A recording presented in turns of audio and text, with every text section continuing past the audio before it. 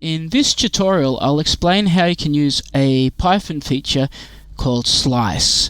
So what slice will do is it will select a particular section of a string you have created.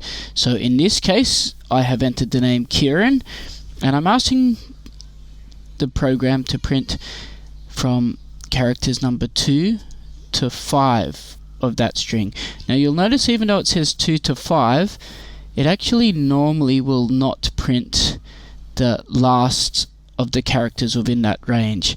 So in this case it will print character number, imagine we start counting from C. C is 0, I is 1, then A is 2, R is 3, and A is 4. It will not print 5, which is the last character in the range. Okay, now we're going to create a REPL, and we'll use Python, call this REPL slice string.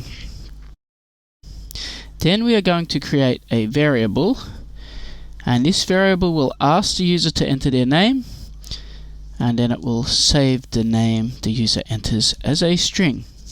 The variable containing the string will be called first name.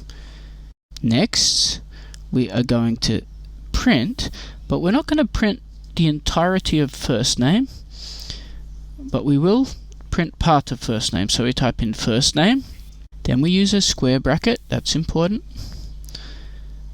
and we're going to type in 0 colon 5. Now remember, it will not print the last letter of the range, so if I enter the name Kieran, it'll print C0, I1, A2, R3, and A4. But it won't print N, which is number 5. So to print the full name Kieran, we'll actually have to put the range as 6. And you can see now it's printed the complete name Kieran. Now just to do another experiment, this time we will